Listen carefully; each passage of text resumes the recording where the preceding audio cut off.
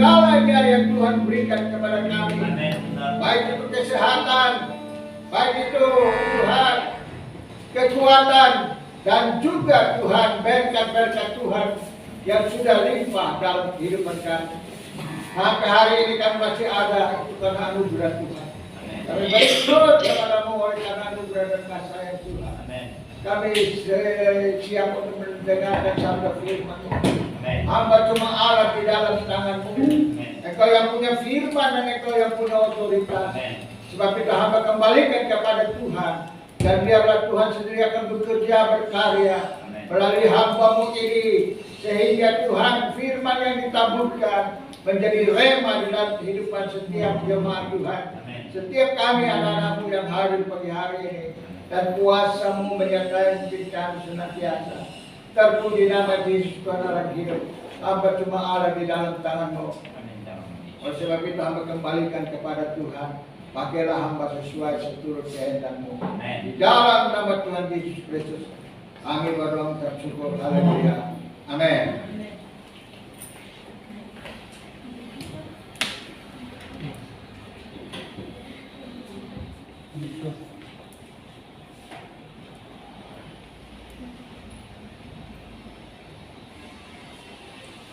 Shalom saudara. Shalom. Puji Tuhan. Selamat pagi Tuhan memberkati kita sekalian. Selamat hari Minggu. Selamat kita beribadah. Dan sore nanti kita akan ada ibadah lagi, yaitu ibadah keluarga di rumah Ibu Gun dan Bapak Gun. Biarlah di Bumi Indah kita sama-sama bisa hadir di sana. Karena pesan-pesan Tuhan akan kita dengar bersama kelaknya nanti. Silakan, ada ikut.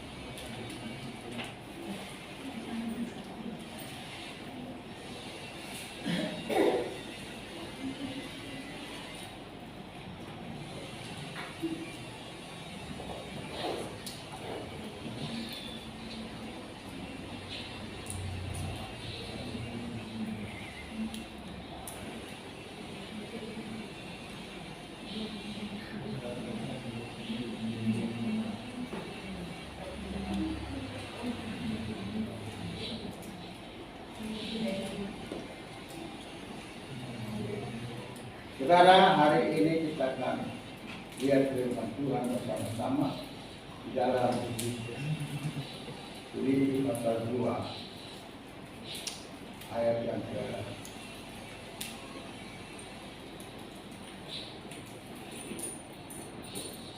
5 sampai dengan ayat yang ke 8.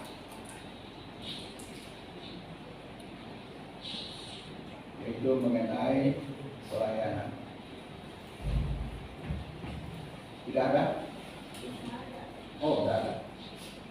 Berarti belum di ini ya, siap ya, kemarin.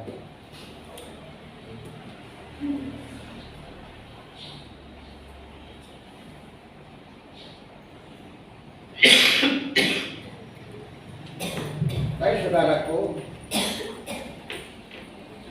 kita buka saja dalam Filipi pasal 2.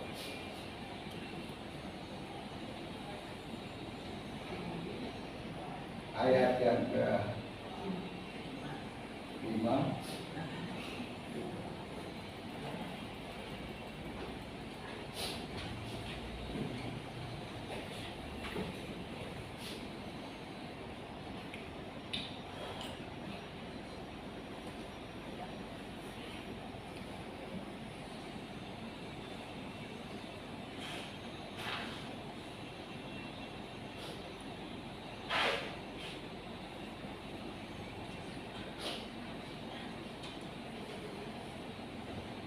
Kita baca sama-sama ya.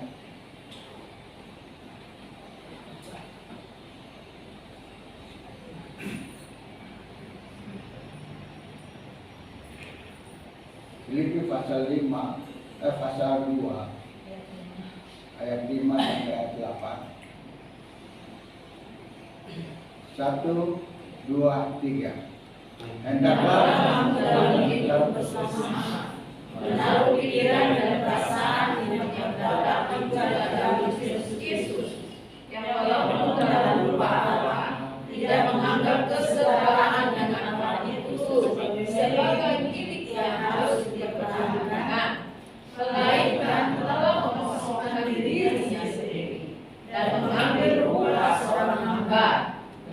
menjadi sama dengan manusia, dan dalam keadaan sebagai manusia, dia telah mendekatkan dirinya dan taat sampai mati, bahkan sampai mati di kayu salib. Amin. Ya, begitulah. Jadi saudaraku yang kekasih di dalam Tuhan, hendaklah kamu dalam hidupmu bersama menaruh pikiran dan perasaan yang terdapat juga di dalam Kristus Yesus. Yang walaupun dia rupa Allah, dalam rupa Allah, tidak menganggap kesetaraan dengan Allah itu sebagai miliknya yang harus dipertahankan. Jadi saudara, Yesus, dia adalah Allah sendiri. Pada saat dia masuk ke dalam dunia ini, dia dari surga datang ke dalam dunia ini karena dia harus menyerupai manusia, karena manusia yang berbuat dosa. Kalau sapi atau kambing atau domba atau kerbau atau kucing atau anjing yang berbuat dosa, maka dia akan serupa dengan binatang. Tetapi karena manusia yang berbuat dosa, karena manusia adalah ciptaan Allah yang termulia, dan ciptaan Allah yang termulia, ini mulia itu sudah dirusak oleh setan, oleh keinginan dari manusia, mengakibatkan manusia itu jatuh di dalam dosa. Dan akhirnya kemuliaan Allah itu lepas dari manusia itu. Seharusnya manusia itu hidup di dalam kekekalan untuk selama-lamanya. Tapi pada saat manusia jatuh di dalam dosa, akhirnya manusia itu mereka harus mati. Kita akan kenal dalam mati yang ke-1, yaitu mati secara jasmani. Kemarin baru saya punya kakak meninggal, dan hari Jumat kemarin baru dikubur. Kakak saya yang di Manado, di Pak. Jadi saudara meninggal hari Senin, hari Rabu, hari Jumat dikubur. Nah, itu mati yang pertama, dia masuk ke dalam kubur. Tapi mati yang kedua adalah di dalam Wahyu pasal 21 ayat 8 itu adalah mati yang kekekalan selama-lamanya, mati di dalam api neraka kalau tidak bertobat. Karena firman Tuhan katakan, Yesus berkata, akulah jalan, kebenaran dan hidup. Tidak ada seorang pun sampai kepada Bapa tanpa melalui aku. Berarti saudaraku, mereka yang percaya kepada Tuhan Yesus Kristus, mereka itu memperoleh kehidupan kekal selama-lamanya. Dan mereka tidak mengalami kematian kedua. Amen. Tapi cukup kematian pertama dan masuk ke dalam kerajaan surga. Amin. Dan kematian yang kedua itu adalah api neraka, yaitu di dalam kekekalan, kesengsaraan selamanya. Cacing pun tidak mati di dalam api itu. Dan kesengsaraan yang begitu rupa, lebih hebat. Yesus melihat ini, Allah melihat hal ini, sehingga Allah tidak mau agar supaya ciptaan yang mulia itu dirusak, bahkan terusak itu selama-lamanya. Tapi dia datang dan akhirnya dia mau agar supaya menyelamatkan manusia itu, supaya manusia itu kembali kepada posisinya pada saat dia diciptakan itu, sehingga dia mengalami kehidupan yang kekal untuk selama-lamanya. Dan itulah sehingga Tuhan di situ dikatakan ayat 5 itu, ya, hendaklah kamu hidupmu bersama menaruh pikiran dan perasaan yang terdapat juga di dalam Kristus Yesus. Pikiran dan perasaan yang terdapat juga di dalam Yesus Kristus. Yesus bilang, musuhmu lapar, kasih makan dia. Gimana ajaran agama lain yang bisa mengatakan musuhmu lapar, kasih makan dia? Kalau ada musuhmu yang sudah menampar kamu, menghajar kamu, menghotek kamu, Tuhan bilang apa? Yesus bilang apa? Doakan dia dan ampunilah dia akan kesalahannya. Tapi agama lain tidak mungkin. Mata ganti mata, nyawa ganti nyawa. Mengerikan, saudara. Tapi pengajaran daripada Yesus itu dahsyat dan luar biasa. Dia mengajarkan kita agar supaya kita harus punya pemikiran yang sama seperti Kristus. Perasaannya juga sama seperti Yesus.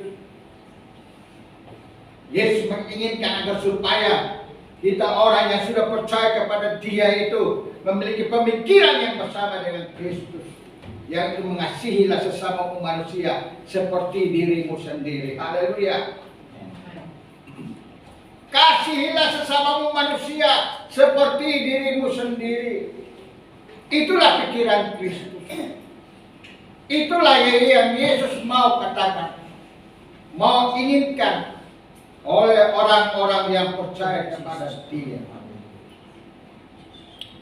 Saudaraku, Ia telah mengosongkan dirinya sendiri dan mengambil rupa seorang hamba dan menjadi sama dengan manusia.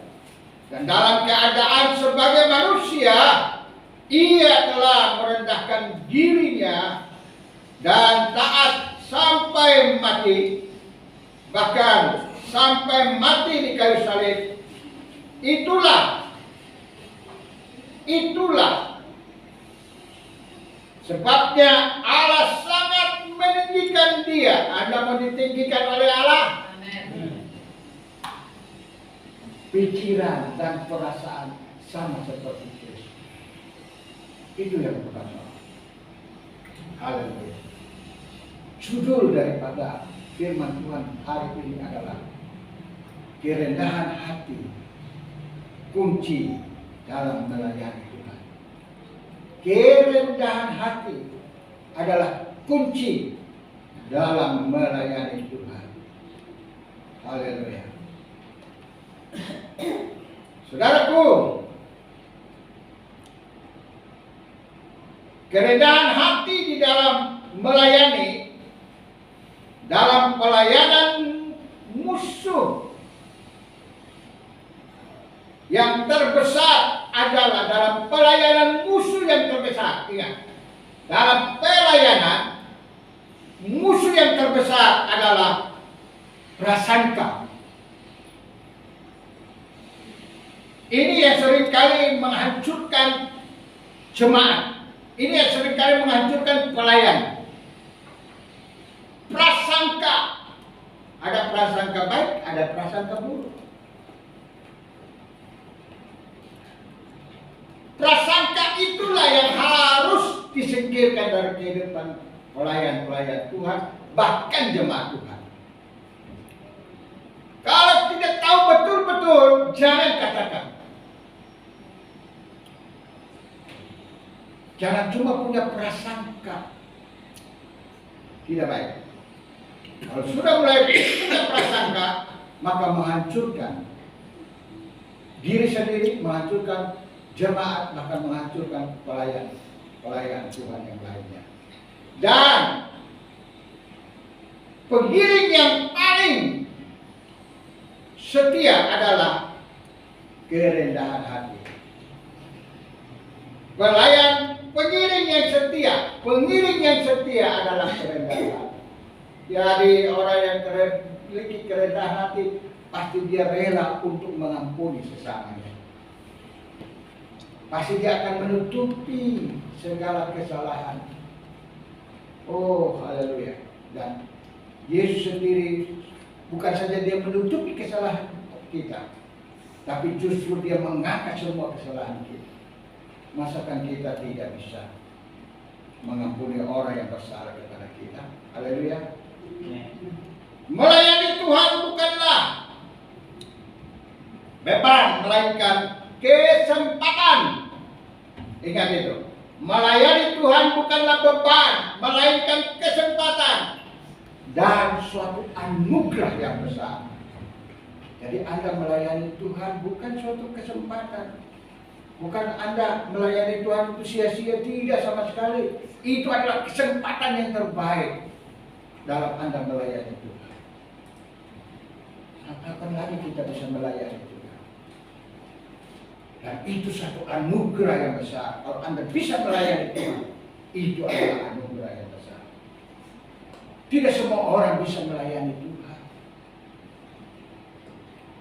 Saudaraku, melayani Tuhan bukan saja di mimbar, main musik dan lain sebagainya. Berdoa itu adalah juga melayani Tuhan. Hari Jumat Anda datang berdoa, itu Anda sementara melayani Tuhan. Dalam hal apa? Mendoakan semua jemaat Tuhan, semua keluarga kita yang percaya, melayani Tuhan sama dengan kita melayani keluarga kita sendiri. Haleluya. Ini yang Tuhan mau. Melayani bukan ya dipertontonkan gelar. Kita melayani bukan mempertontonkan gelar kita. Profesor, doktor, S1, S2, S3. Bukan itu yang ditonjolkan. Tapi Yesus sudah yang ditonjolkan. Haleluya. Saudaraku yang terkasih di dalam Tuhan Yesus Kristus. Bukan gelar yang di depan nama kita. Atau guru agama, penatua, pendeta, sehingga terdengar mantap, hebat, dan keren. Bukan itu. Tuhan tidak butuh itu semuanya. Yang Tuhan butuh adalah hati kita yang sungguh-sungguh melayani Yesus.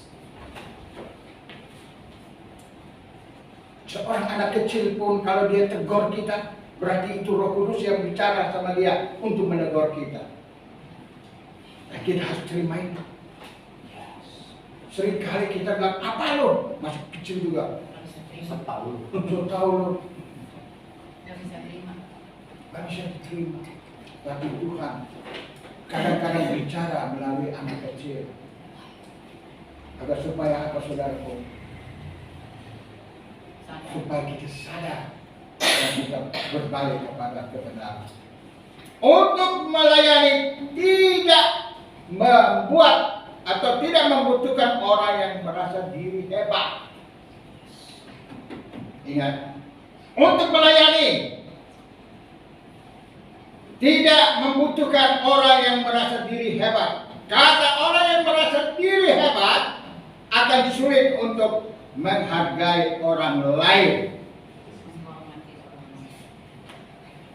Kalau dia melayani karena merasa diri hebat, wah, haleluya. Siapa lu, siapa gua? Dia tidak akan Dia tidak akan menghargai orang lain. Kita semua sama di hadapan Allah. Tidak ada yang tinggi, tidak ada yang rendah, semua sama. Haleluya. Amin. Tidak ada yang cantik, tidak ada yang jelek, semua sama di hadapan Tuhan. Tidak ada yang nenek, tidak ada yang kakek, semua sama di hadapan Tuhan. Asal engkau mau melayani Tuhan adalah anugerah. Haleluya. Allah tidak melihat umur, Allah juga tidak melihat kecantikan, Allah juga tidak melihat gelarmu, tapi Allah melihat hatimu yang terdalam, yang sungguh-sungguh mengasihi Dia dalam melayani Tuhan. Haleluya. Amin. Bukan melayani karena soal persoalan uang. Kalau soal uang, jangan melayani di gereja, melayanilah di pabrik, melayanilah di kantor. Tapi kalau melayani di gereja untuk soal duit, jangan harap. Ya, Tuhan pasti akan kasih, tetapi bukan melalui gereja, tetapi melalui orang lain yang Tuhan akan suruh dikasih orang. Karena itu Tuhan tahu kecapaianmu sampai sejauh mana, dan Tuhan akan memberkati engkau melebihi apa yang engkau kerjakan lakukan bagi nama dan bagi anak Tuhan. Haleluya. Amin. Begitu. Walaupun engkau mungkin makan mungkin tempe sama tahu saja, tapi orang akan katakan engkau lebih hebat, engkau lebih kaya, engkau lebih daripada kami ini yang punya rumah mewah mungkin, Ingat, Tuhan sangat menghargai kita semua. Orang-orang yang melayani Dia. Haleluya. Sebab itu kemanapun Anda pergi, layanilah Tuhan. Haleluya. Baik di desa, di kampung, dimanapun engkau ada, layanilah Tuhan. Di hutan pun engkau melayani Tuhan. Saya punya bapak sama mama waktu mereka jadi hamba Tuhan. Saudaraku, mama, bapak pegang ukulele, tahu ukulele? Keroncong? Ya, terus mama tepuk tangan.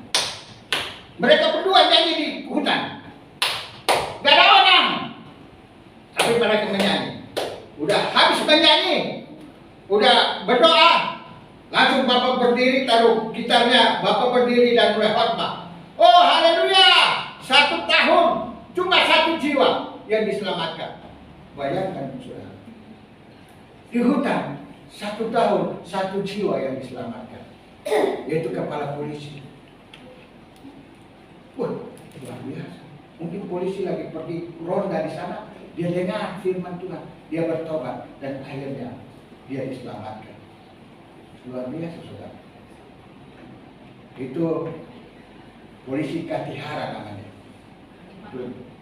Di Kisah Timur Kisah. Saudara, melayani dibutuhkan orang yang cekatan, juga memiliki jiwa pelayanan dalam kerendahan hati sebagai hamba Tuhan. Haleluya. Sebagai hamba Tuhan harus dia memiliki kerendahan hati. Tidak ada yang bisa mendandingi Tuhan Yesus. Tuhan Yesus sendiri, saudaraku, dia merendahkan hatinya. Dia menyamakan diri dengan manusia, dengan hamba, sebagai hamba, sebagai kesetan. Sama. Tidak ada arti seolah-olah. Tetapi dia mau datang dan melayani saudara dan saya, sehingga kita semua diselamatkan dan masuk dalam keadaan surga. Haleluya. Itulah tujuan Yesus. Dan tujuan kita melayani juga agar ada orang-orang yang diselamatkan. Haleluya. Oleh sebab itu Tuhan bilang, pergi beritakanlah Injil, dan pada saat mereka bertobat, baptiskanlah mereka di dalam nama Bapa dan Putra dan Roh Kudus, dalam nama Tuhan Yesus Kristus. Haleluya. Saudaraku, sebuah gereja yang sulit, sebuah gereja yang solid, saudara, yang kuat, yang mantap, akan terlihat dari setiap jemaat yang mampu mempraktekkan dan bertumbuh di dalam firman Tuhan. Mereka mempraktekkan firman, mereka bertumbuh di dalam firman. Saudaraku, itu gereja yang solid, gereja yang kuat, saling memperhatikan satu dengan yang lain, saling merangkul satu dengan yang lain. Hari ini udah 2 minggu yang baru datang, siapa namanya itu? Keluarga yang Situ Morang yang baru datang. Ada 2.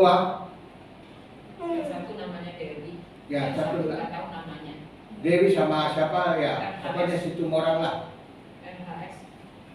Sebentar siang, mari kita mau pergi dan nengok mereka. Mau saudara? Saudara mau melayani Tuhan?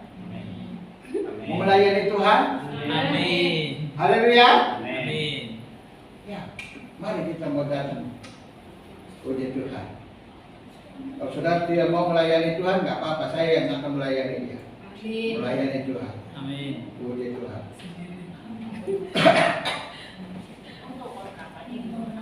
So, kontrakannya saya sudah tahu. Ada mobil biru di situ. Oh, ada mobil gitu. Ya betul. Iya dong? Tanya Rahel yang udah pergi. Kalau mobilnya ganti warna gimana?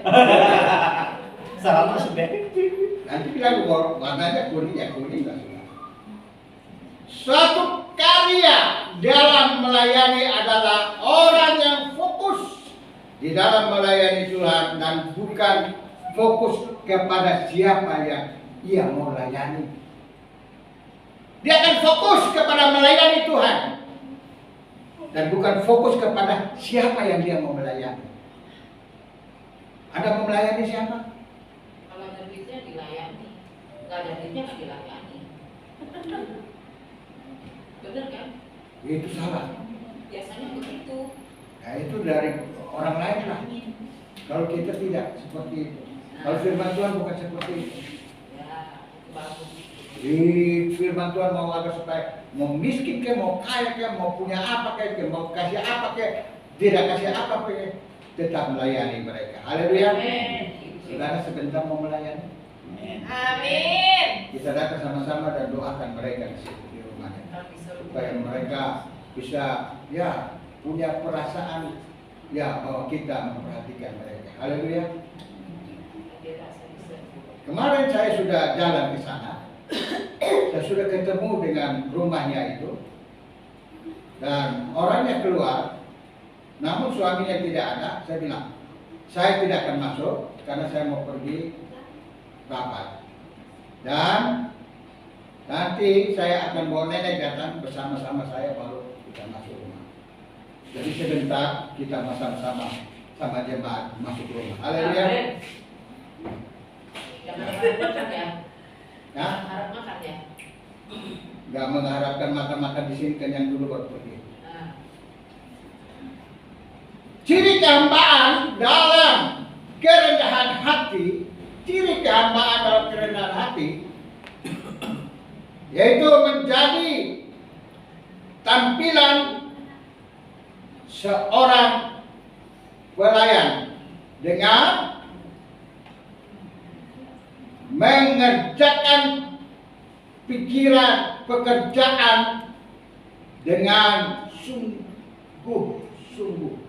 Jadi seorang pelayan itu dia mengerjakan pekerjaan dengan sungguh-sungguh.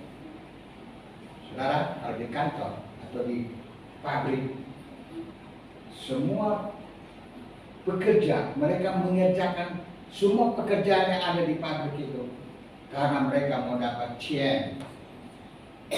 Betul? Tanya Pak Elia, Pak Elia, Anda kerja sana sini disuruh sana, ini belum selesai sudah disuruh lagi ke sana, sudah suruh lagi ke sana. Kalau nggak ada yang masuk, waduh dia harus urus lagi yang nggak masuk punya pekerjaan. Nah, semuanya itu karena apa? Dia kerja dengan tulus karena mau dapat sen, karena duit. Tetapi saudara mengerjakan pekerjaan Tuhan bukan karena uang, tapi karena kemuliaan Allah dilimpahkan dalam hidupmu, kesehatan yang diberikan kepada dirimu, berkat Tuhan yang diberikan kepadamu tanpa Anda pikirkan, itulah yang Tuhan berikan kepadamu. Karena apa? Karena Tuhan respect terhadap kehidupan kita, orang yang percaya kepada Tuhan. Haleluya. amin.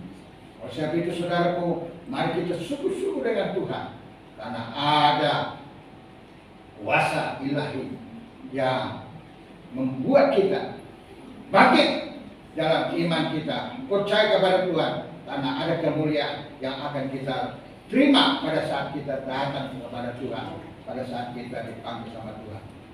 Kita akan masuk dalam kerajaan kemuliaan yang kekal, Amin.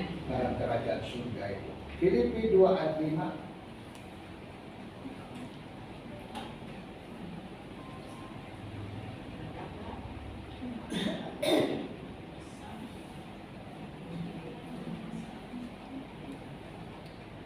Hendaklah kamu dalam hidupmu bersama menaruh pikiran dan perasaan yang terdapat juga di dalam Tuhan Yesus Kristus. Saudaraku, ia melayani dimanapun ia berada, walaupun sempat sakit dan nyaris mati, ia tetap setia dan taat melayani, sehingga apa yang terjadi. Ada di balik semuanya itu ada rencana Tuhan yang besar agar supaya Allah menyelamatkan manusia seutuhnya. Saudaraku, dalam pelayanan Anda pun Tuhan berharap agar supaya Anda juga dapat menyelamatkan orang lain. Bukan sekedar kita hanya manusia yang hidup di bumi ini saja. Tapi Tuhan mau agar supaya kita punya satu bekal pada saat kita sampai ke surga. Apa yang terjadi, saudara? Kita membawa buah. Buah yang kita miliki dalam hidup kita. Apa buahnya? Jiwa-jiwa baru yang Anda bawa kepada kita. Haleluya. Waktu almarhum masih hidup, Bapak Andreas, dia katakan 1 tahun 2 jiwa harus dimenangkan untuk Tuhan setiap jemaat. Sudah dilakukan? Sudah dilakukan? 1 tahun 2 jemaat. Bisa? Dia sudah pergi. Tetapi firman-Nya itu masih tetap ada untuk kita. Haleluya. Filipi 2 ayat 6 katakan.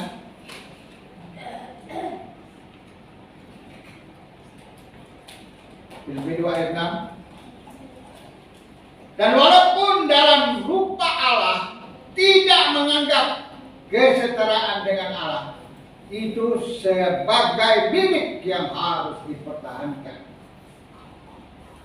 Ada punya titel, ada punya S1, S2, S3, Anda punya pangkat jenderal 1 bintang 1, 2, 3, 4. Semuanya itu sia-sia. Itu berlaku di dunia, tapi tidak berlaku untuk kerajaan surga. Apakah perlu kita harus cari pangkat dan prediksi kehidupan kita lebih tinggi lagi selama di dunia ini? Harus. Tapi bukan untuk naik ke dalam kerajaan surga. Surga itu tidak bisa dibeli dengan uangmu sama sekali. Tidak bisa dibeli dengan pangkatmu. Mentang-mentang jenderal terus nanti ke dalam kerajaan surga duduknya paling depan. Tidak ada. Juga justru seorang nenek yang begitu luar biasa. Semua orang belum datang ke gereja, dia sudah duduk di gereja, dia sudah menangis. Dia menangis di dalam gereja. Dia menangis, dia itu satu kursi ke satu kursi, satu kursi ke satu kursi. Terus dia menangis. Tuhan, biarlah ada orang yang duduk di kursi ini, ada orang yang duduk di kursi ini, ada orang yang duduk di kursi ini. Itu melayani saudara dengan hati yang sedih. Luar biasa. Dan apa yang terjadi saudara? Gereja itu penuh. Bukan karena pendeta, sama sekali tidak. Tapi karena seorang nenek tua yang selalu duduk, datang lebih awal dan dia mulai berdoa menangis di kursi-kursi itu. Itulah pelayanan. Dan Tuhan melihat hatinya yang hancur, agar supaya gereja itu bertumbuh. Akhirnya apa yang terjadi? Tuhan kirim jiwa-jiwa datang. Jangankan hari Jumat, hari Minggu aja mau datang beribadah susah. Apalagi hari Jumat. Berat hati, Adakah engkau mau melayani Tuhan? Filipi 2 ayat 7. Melainkan telah menggosok menyombongkan dirinya sendiri dan mengambil rupa seorang hamba dan menjadi sama dengan manusia. Allah dia memberikan contoh yang betul kepada manusia. Dia memberikan contoh kepada saudara dan saya. Dia Allah sendiri. Dia rela untuk menjadi manusia. Bukan saja seperti manusia, saudara, tapi seperti hamba. Dia datang seperti hamba, melayani.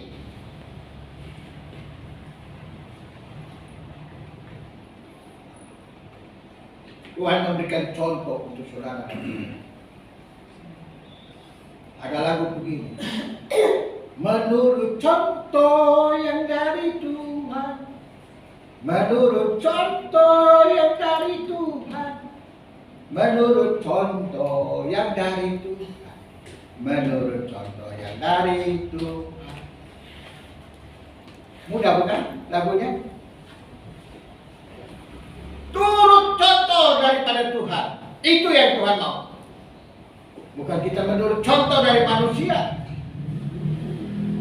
Manusia sering lupa. Apalagi saya begini, saudara. Kalau di kantor saya sudah mulai lupa. Kalau ada yang nanya, si An itu nama siapa? Aduh, lupa siapa ya namanya.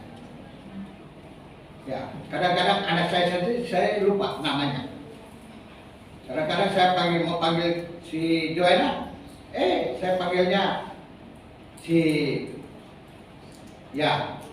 Esra lah panggil. Jadi, udah panggil semua datang. Kapan namanya? Lupa sudah. Itulah saudaraku, manusia bisa lupa, tapi Tuhan tidak pernah melupakan Anda dan saya. Haleluya.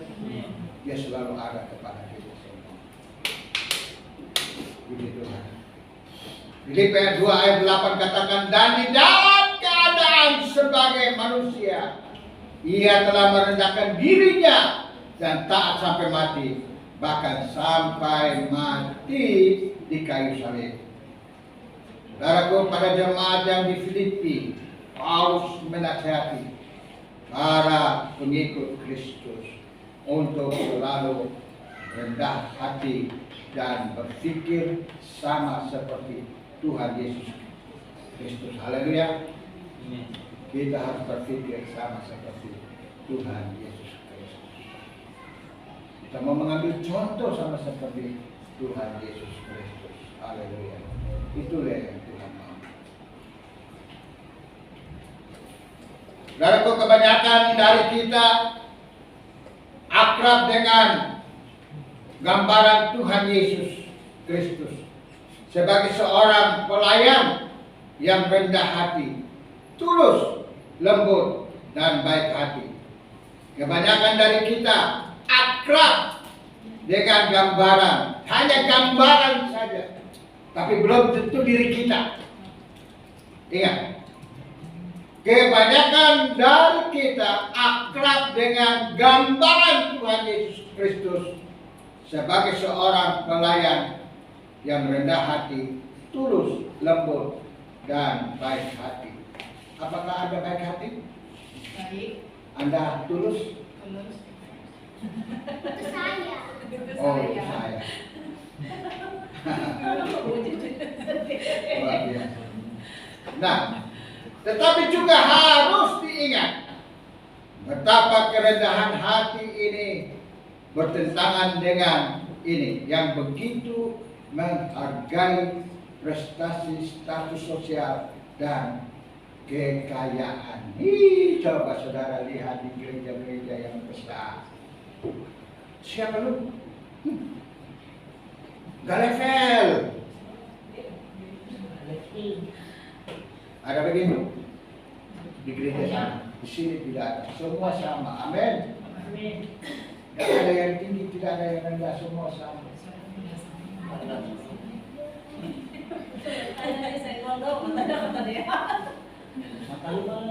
Nah, saudara, Sampai di gereja besar pun tidak pernah mau salam-salaman, tidak ada. Udah habis salaman sama pendeta sudah, bye-bye. Dia tuh, kita level. Bajunya nggak bagus, nggak disalah. Banyak mereka yang datang ke gereja apa? Ya, show baju yang ya brandy. Branded. Ya, brandy. Tasnya nggak bagus, nggak disalah. Show tas yang brandy. Sepatunya juga. Sepatunya, Dari kaca. saudara. Sepatu saya ini saudara tahu? Dari kulit. Casio. Buaya. Ini mereknya Casio. Casio. Dikasih orang. Haleluya. Luar biasa. Ini selalu dikasih orang. Setiap Natal ada saja yang kasih sepatu. Ada saja yang kasih sandal. Tahun lalu ada yang kasih sepatu bata, tapi belum dipakai sampai hari ini. Sayang. Nanti kalau sudah mati baru pakai. Masuk peti dengan sepatu baru, baju baru, semuanya baru. Aduh Tuhan, ampuni saya. Bagaimana cara kita mengikuti kerendahan hati Yesus dalam keseharian kita? Bagaimana caranya? Bagaimana kita dapat memiliki pola pikir yang sama seperti Kristus dalam hubungan kita dengan sesama? Pola pikir kita. Bagaimana caranya? Bagaimana caranya kita merendahkan hati kepada sesama? Saudaraku, itu di GPM, dulu GPM, Gereja Protestan Maluku. Itu kalau lagi nyanyi, tapi lagi nyanyi, dia lihat ke belakang. Oh, lo, itu nyanyian Khalil. La la la la la la la la la la la la la la la la la. Mungkin ibu siapa lebih tahu ya ibu ya. Nah. Tapi begitu habis nyanyi dia lihat ke belakang, baru dia putar mulut. Kenapa? Musuhnya di belakang. Lagi nyanyi dia lihat ke belakang baru putar mulut. Yang di belakang pun putar mulut sama dia. Wah, saudaraku, aku di gereja. Apakah itu sama seperti ya kerendahan hati sama seperti Yesus? Sama sekali tidak. Itu gambaran kesombongan, keangkuhan, dan keegoisan yang ada.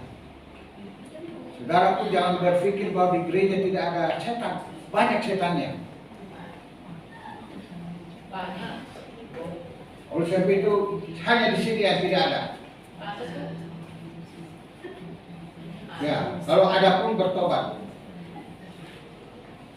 Adakah seorang yang dapat kami layani dengan rendah hati? Hal-hal apa yang sulit kita lupakan? Kerendahan hati adalah kunci menghargai orang lain. Orang yang tidak suka menghargai orang lain, namanya dia bukan rendah hati, dia angkuh, sombong. Dan kesombongan itu akibatnya Tuhan bilang apa? Aku benci kepada orang yang sombong. Allah benci orang yang sombong. Allah mau atas supaya kita semua rendah hati. Haleluya. Amin. Puji Tuhan. Kalau ketemu, ibu selamat pagi. Ada guru di sekolah. Selamat pagi Pak. Selamat pagi Bu. Gak mau salaman dengan murid. Itu guru yang sombong. Kalau pemimpin yang sombong, jangan layani dia. Biarin aja dia sendiri. Saudaraku, Tuhan mau supaya kita semua merendahkan hati kepada Tuhan. Seorang baca Filipi 2 ayat 3 dan 4. Silakan Joshua. Filipi 2 ayat 3 dan 4. Filipi 2 ayat 3 dan 4. Demikian firman Tuhan. Dan dengan tidak mencari kepentingan sendiri atau puji-pujian yang sia-sia. Sebaliknya hendaklah dengan rendah hati yang seorang menganggap yang lain lebih utama daripada dirinya sendiri. Dan janganlah tiap-tiap orang hanya memperhatikan kepentingannya sendiri, tetapi kepentingan orang lain juga. Karena orang lain lebih utama dari dirinya sendiri. Haleluya. Allah mau agar supaya orang lain lebih utama dari dirinya. Jadi saudaraku, seringkali kita menghormati orang lain. Kalau orang lain tidak mau dihormati, ya sudah. Yang penting penghormatan kita kembali kepada diri kita. Amin. Yang penting tetap kita rendah hati dan mau menghormati mereka. Haleluya. Supaya apa saudara? Berkat Tuhan itu mengalir dan melimpah dalam kehidupan kita. Anda mau diberkati Tuhan? Amin. Puji Tuhan. Janganlah tiap-tiap orang hanya memperhatikan kepentingannya sendiri, tetapi kepentingan orang lain juga. Amin. Saat ini adalah era persaingan. Saya ulangi, saat ini adalah era persaingan yang kejam. Ini menuntut setiap orang membuktikan lebih mampu dibandingkan orang lain dengan menghalalkan segala cara. Lu bisa apa lo? Lu bisa apa lo? Bisa. Gak bisa apa-apa. Kecil, mengerikan. Jangan sampai ada perkataan itu yang keluar dari mulut. Tapi biarpun dia orang yang kecil, tukang sapu sekalipun, OB sekalipun di kantor, OB sister sekalipun di kantor, kita harus hormati dia, hargai dia. Kalau tidak ada dia, siapa yang mau kasih minum Anda? OB sister, OB perempuan. Ya, OB perempuan. Siapa yang mau kasih minum? Siapa yang bikin kopi? Siapa yang bikin jeruk? Saudara, OB di kantor saya tuh, si Weni namanya ya. Nah, Udah saya aja dah. tiap hari itu dia punya tugas bikin jeruk untuk saya. Jadi jeruk itu dipotong, dia ini baru taruh madu, kasih air panas, baru dikocok, terus dia punya kulitnya taruh air mendidih lagi, tutup di gelas besar. Setiap pagi taruh di dalam di ini meja saya. Itu setiap pagi. Untuk ada OB. Kalau tidak ada siapa yang bikin? Bikin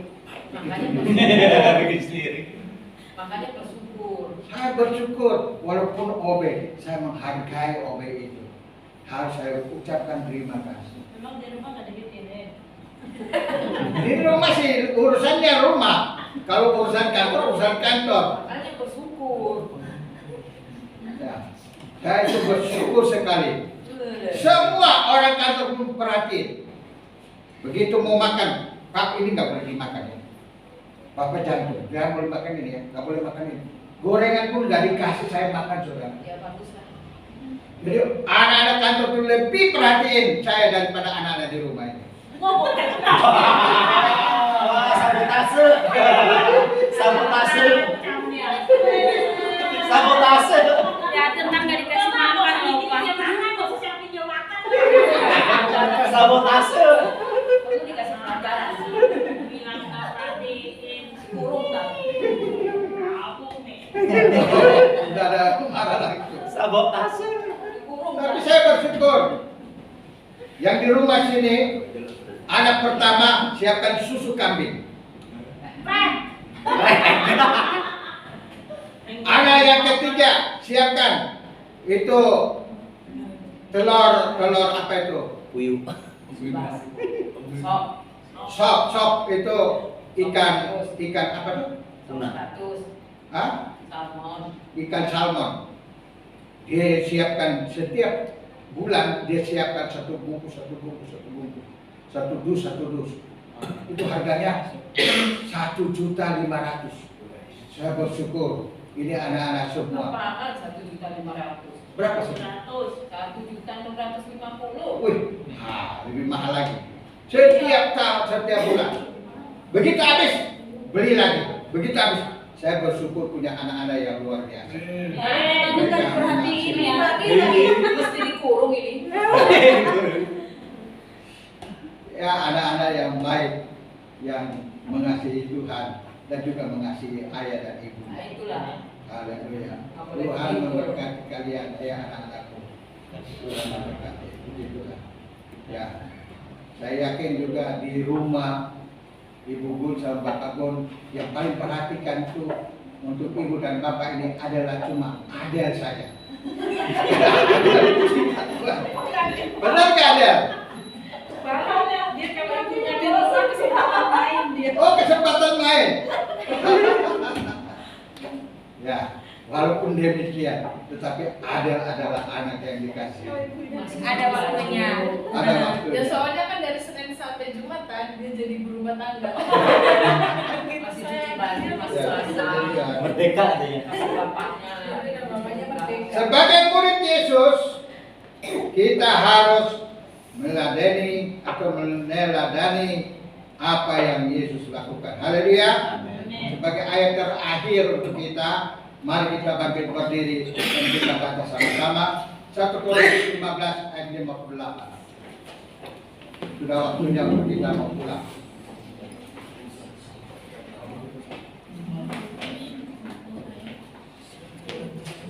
Musik maju.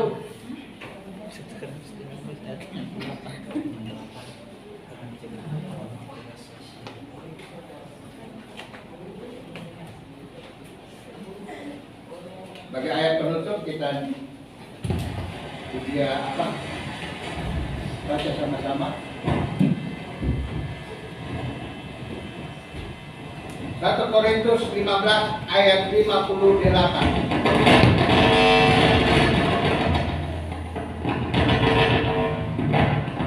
Sekarang kita berdoa supaya ini musik-musik ini diputar-putar ini. Saya kadang-kadang ya hanya bisa menangis saja.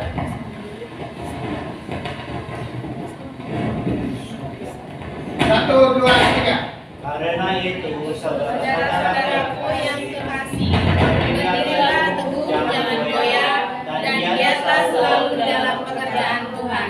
Sebab kamu tahu bahwa dalam persekutuan dengan Tuhan, jeripayamu tidak sia-sia. Amin. Amin. Amin. Amin. Saudaraku, minggu yang akan datang, saudara kita Yulika dengan siapa namanya Alvaro akan pulang kampung. Hari Minggu ya?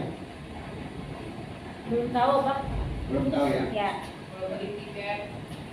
Jadi kita berdoa supaya Tidak jadi. digagalkan. digagalkan gitu ya. Amin. Kalau saudara punya doa kuat, pasti gagal. Kalau saudara punya doa tidak kuat, pasti jalan. Oh berarti harus doa puasa ini biar gagal. Ya. Tapi walaupun demikian, mari kita akan berdoa untuk dia agar supaya di kampung saja, di sana pun dia akan melayani Tuhan. Amin. Itulah. Dan sekarang sebentar sore ada ibadah di rumah Ibu Gun dan Bapak Gun. Saya harap semua hadir dalam ibadah rumah tangga ini. Begitulah.